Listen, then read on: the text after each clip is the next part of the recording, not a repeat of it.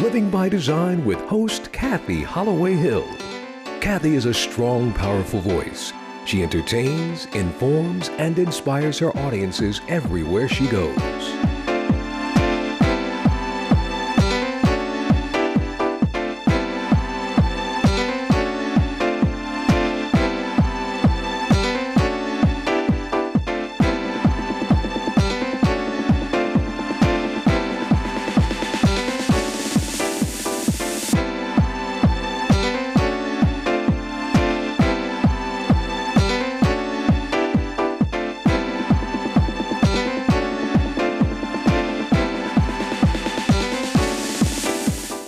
It is my pleasure to sponsor this upcoming Living by Design show featuring Dr. Woody Myers, former Indiana State Health Commissioner and current Democratic candidate for governor of the state of Indiana. Dr. Myers will be discussing the public health topic of access and affordability of health care. Excellent. Thank you so much, Dr. Karen. You know, we love you. My audience loves you, and we really appreciate you sponsoring this show. Welcome to Living by Design, Dr. Woody Meyer. Thank you. Thank you very much. It's a great Saturday afternoon and wonderful to be here. Absolutely. I know my viewers are going to love you because we have so much to talk about, so I'm going to just jump right in. So I heard recently that you made a very important announcement. You want to go ahead and share that with our viewers? Well, my first announcement was back in July of last year when I decided that I'd throw my hat in to run for governor of the state of Indiana. But in the last couple of days, we've made an additional big announcement, and that's that former State Representative Linda Lawson has joined our ticket as the lieutenant governor candidate. Representative Lawson served for many years as a police officer in Hammond, Indiana, and also has served for many years as a representative in the Indiana legislature with a number of leadership positions, and she's primed and ready to go. So I couldn't be happier that we found a terrific running mate. So we're off and going. We are ready to move. Well, I'm ready for you to move also because I tell you, you can never, ever have too much incredibly great leadership. So, and with you being a doctor also, and I read your bio and it's incredible. I wish we had enough time to go through it all, but I highly recommend my viewers to look up Dr. Woody Meyer because he has been busy his entire life. Now, Dr. Woody, I first want to ask you, what caused you, or what was the driving force for you deciding to run for governor? Well, I've had a wonderful career for the last 30 years doing lots of different things in leadership and in healthcare, and I just knew that by being in the public sector and private sector, I had a lot of energy that I could bring to solving problems here in Indiana, problems that we shouldn't have, problems that should have been solved decades ago, problems that keep people from achieving their dreams, their goals, problems that as a third-generation Hoosier, as someone who cares deeply about, loves our state, that I needed to help to fix. And so I made the decision in looking at these issues, and then also looking at the pictures of my two wonderful grandchildren. I'm a grandfather times two now. My daughter has a little boy. He's about 11 or 12, and my granddaughter's about 8. And I asked myself the question, why should their generation be saddled with and have to deal with the problems that our generation either caused or should fix? Let them deal with new problems. Let them solve the next set of problems that we will have as a society. So that's why I'm running. I'm running to get these things behind us, to set a good example, and to use all of the experiences that I've had all over the world, but particularly here in Indiana, to move us forward in a great new direction. We need the help. That is an awesome, excellent answer because you're absolutely right. I think our young people, our younger generations are really having to suffer the consequences of previous generations and some of the choices that were made and some of the problems that we're seeing, consequences, I should say, we're seeing as a result of some decisions that were made. So let me ask you, Dr. Woody, what would your platform consist of? What what major problems, and I'm going to start with major problems because we have a lot of them, would you first address in your candidacy? Well, if you had asked me that question, let's say around Christmas or New Year's, I would have, without any hesitation, have told you that it's education, it's healthcare, and it's the economy. And everything stems from one of those three, and there are lots of overlapping issues within those three. Healthcare is nowhere where it needs to be in Indiana. We've got lots of issues with respect to access, with respect to public health, and the economy works very well for the folks at the top of the food chain, but not for the folks that are in the neighborhood where I grew up over near Douglas Park, 46218 and Martindale Brightwood. There's some challenges there that absolutely must be addressed differently.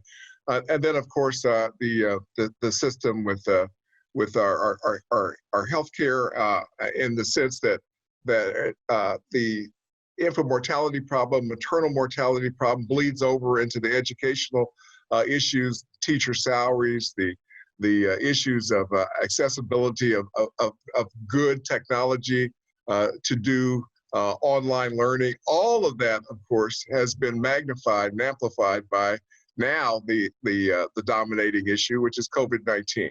COVID-19 has brought all of these problems out even stronger than they were before. So there's a COVID-19 coronavirus overlay. And what that has also done, given the effect that COVID-19 has had on the economy, is to reduce now our flexibility within the state budget. So revenues are coming down. There are going to be a lot of very difficult decisions that have to be made in the next budget cycle. And I want to be there to make them for the people that count the most, people who need the most help, people that aren't getting served well today.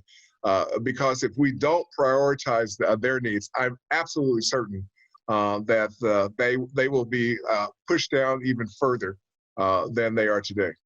So as far as the current governor and the way he has handled the situation, what are some things that you would have done differently had you been in office already?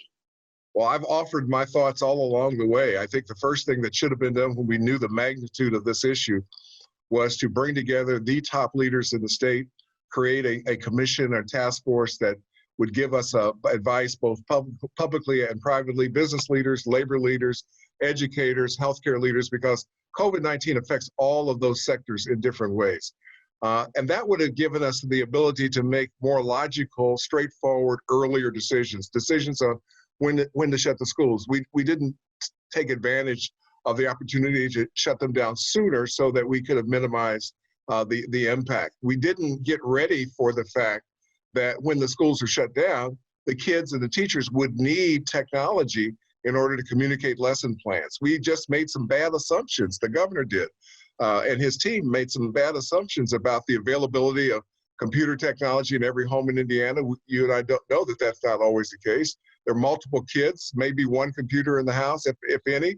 And then the assumption that every kid had Wi-Fi. I would have also made very different decisions with respect to testing, availability of testing for COVID-19, the coronavirus. We still are nowhere near what we need, and that's about 10,000 tests a day in our state. I would have made different decisions regarding going after the PPE, the personal protective equipment, getting that here sooner, fighting for Indiana doctors and nurses to get their fair share so that they would be protected as they risk their lives. So all of those issues would have been approached very differently if I were in charge, and will be after I'm elected. Dr. Woody, I am enjoying this just, to the greatest of I know my viewers are going to be very excited about all the things you're saying, but we have to take a quick break right now. And we want you to stay right where you are because we have more coming up from Dr. Woody Myers. Stay tuned.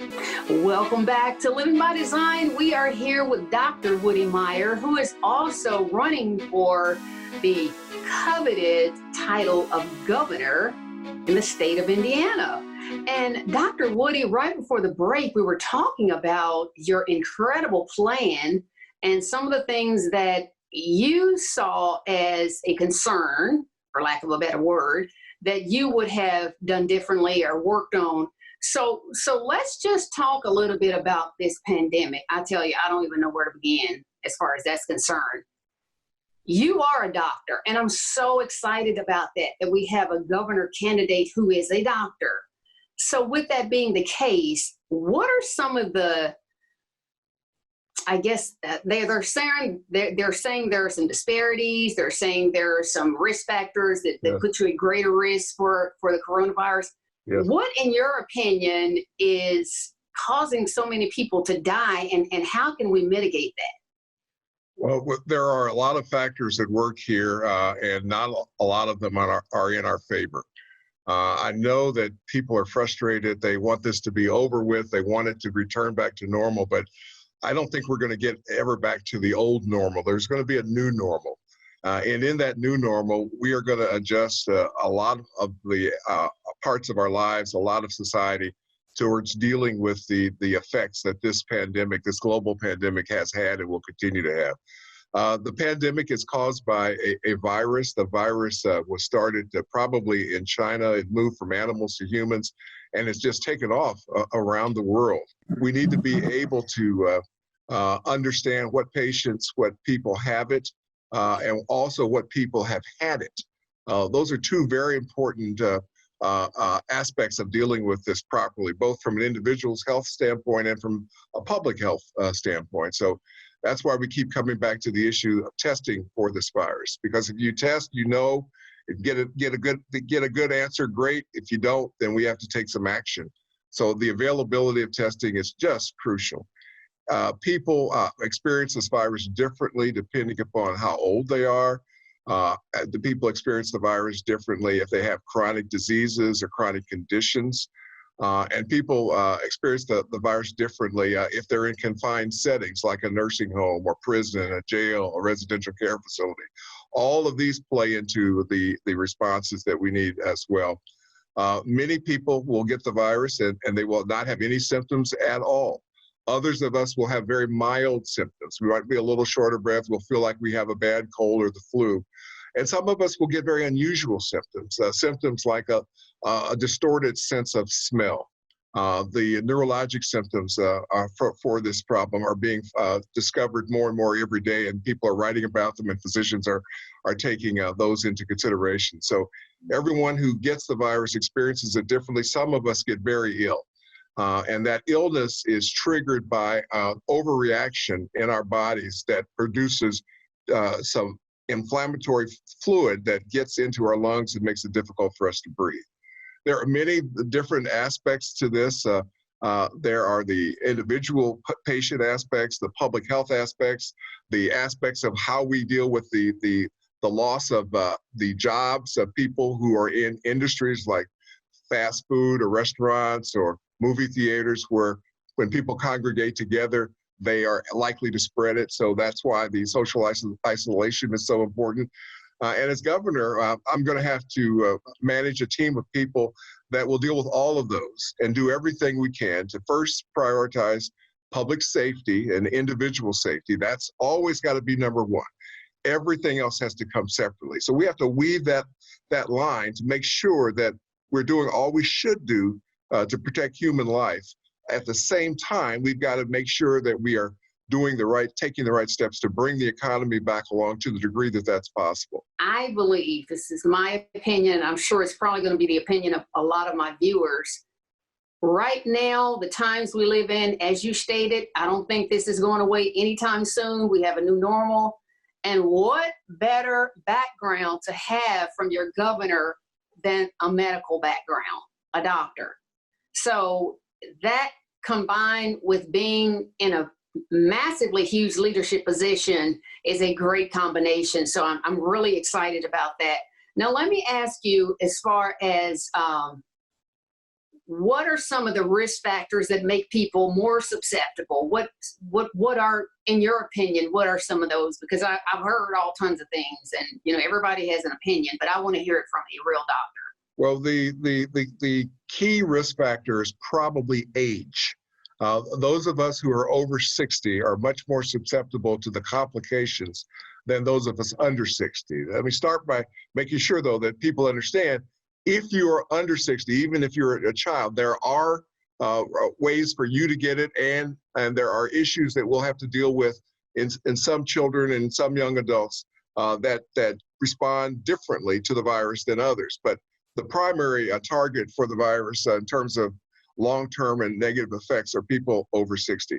And in the group that are over 60, it's those of us who have high blood pressure, heart disease, lung disease, diabetes, obesity. Those are the risk factors that we're seeing that make it worse, because when you have those complications, those comorbidities, as we call them, your body's not able to fight the virus as effectively because it's fighting on two different fronts, two different battles.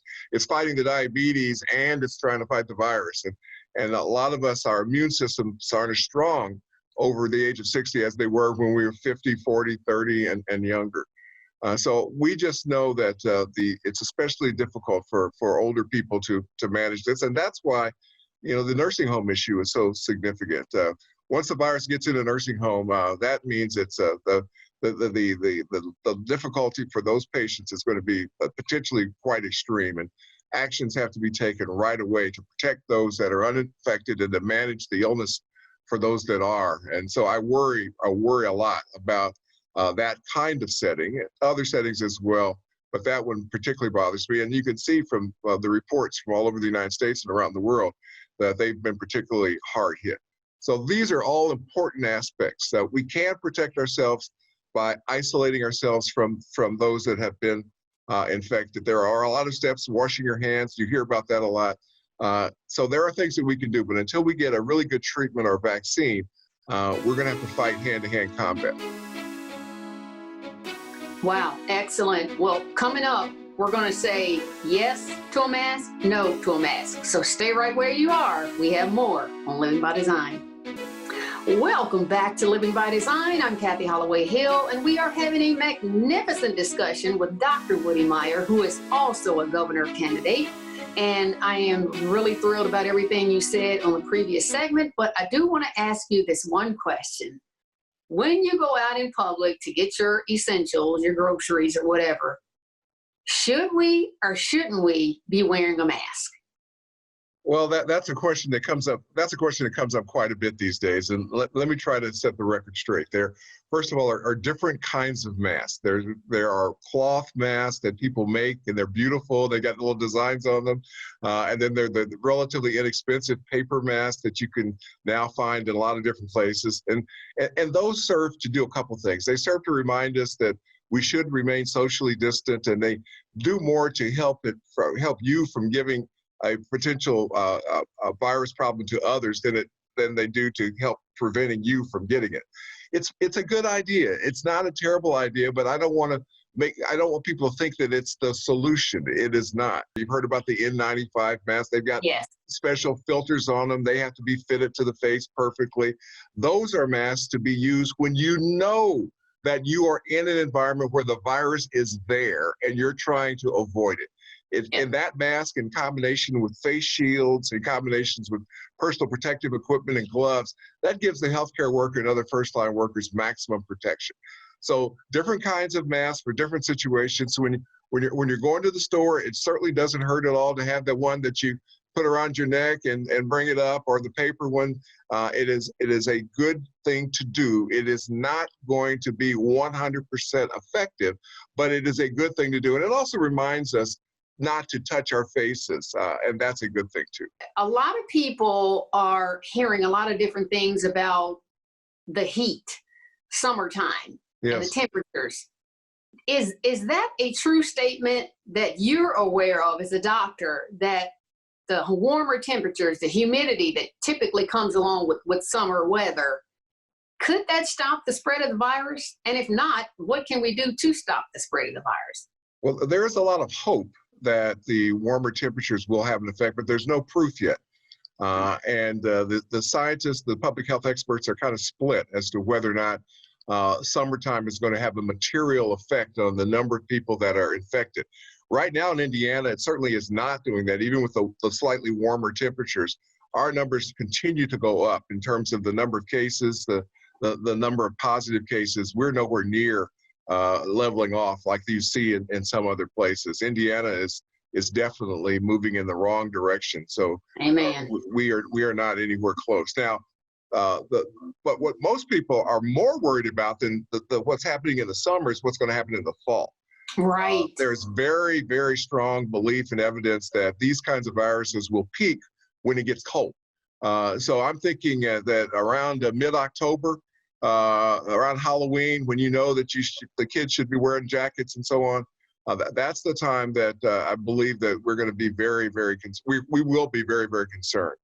And that if we open up our economy, open up the opportunity to become close to each other physically too soon, then what will happen is that we'll have more people with the virus. They'll be spreading it more efficiently, and we won't get that downward tick that we need in order to take some steps to really bring businesses back. And that's why I was opposed to the governor's more recent pronouncements that it was time to open up, and his confusing schedule with 5 different stages and different things happening in different businesses and in different counties.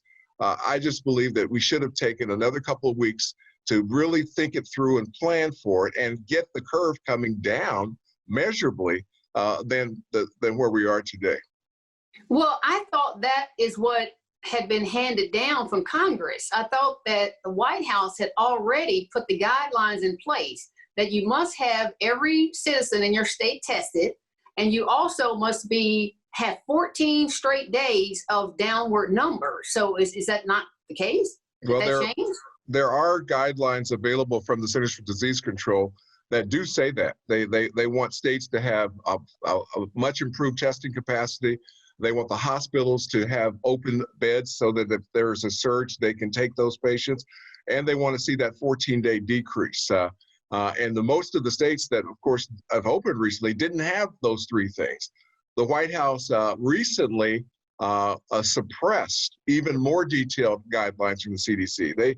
The White House wants to tell one story, and that's that this is going to go away and the economy is more important. That's not the right story. That's why I'm afraid at the national level, and I'm afraid at the state level, that we are not making the right decisions to protect people, and we're not listening to the experts. The Centers for Disease Control made a much more detailed set of guidelines, and the White House won't let them release those guidelines. Now, some members of the press have got them, and we're going to find them out there available for people to look at, but it's not as if we're getting that from our nation's leaders. It's kind of going around them, and that's not leadership. That's wrong. This president has said some incredibly bad things about what we should or should not do, and he doesn't understand the power of that platform that he has. When he talked about using bleach and Lysol to clean the virus out of the body, people actually called poison control centers to find out how much bleach and how much Lysol should they give themselves and their kids. I mean, that is just wrong. And that is a terrible example. The tool that we have today is the isolation, the knowledge that work is underway for a treatment, work is underway for a vaccine, and by working together, by following what the public health experts and others are telling us, we can get through this period of time that may last at least a year and a half or 2 years until we have an effective vaccine. So we've got to listen to the public health experts, and then we've got to follow the guidelines that they offer. And even in the meantime, before we find an effective vaccine, we need to, look at remdesivir, and other possible treatments. Correct. So that we can, kind of mitigate some of the new cases. So I agree with everything you said. I don't think leadership in the highest positions of leadership, we know who those people are, but I just don't think things have been done the correct way. So, Dr. Woody, let me just ask you really quickly, and then I want you to give your contact information. Why should our citizens vote for you? Well, I believe I offer an alternative, a positive alternative to where we are today as a state, and I will be a truth teller. I will be an positive action-oriented leader, and I will communicate effectively with the entire state at all levels to get us all going in the same direction in education, in healthcare, and with the economy, especially in the context of this virus. This virus is going to be with us for a while. Excellent, excellent. And I know the economy is something we didn't get a chance to talk a lot about, but we already know where that stands. So give us some contact information. If people want to support your campaign, support you, how can we get in touch with you? On the web, www.drwoodymyers, DrWoodymyers.com. And Dr. Woody Myers is what we use on Twitter. It's what we use on Facebook. It's what we use on Instagram. It's what we use on YouTube. We've got some new videos that are coming out soon. We would love it if people would connect with our campaign, get our emails, and help us out, both by spreading the word of this candidacy, contributing if that's something that your finances will allow, because all the help that we get and we need to get from all the people that are your viewers would be very much appreciated and used very well. Amen. Thank you. Amen. Oh, you're very welcome. It has been my pleasure because I love everything you said, and this has been a magnificent opportunity to bring you the absolute best candidate in my opinion. So please support Dr. Woody. We have enjoyed you joining us for this episode of Living by Design, and we're going to say good evening to everyone, and we hope you join us next week for another empowering episode. Thank you. And thank Dr. Rodman as well. She was yes, great. Dr. Karen Rodman, thank you so much for your sponsorship. Thank you so much. We love you. Good night, everyone.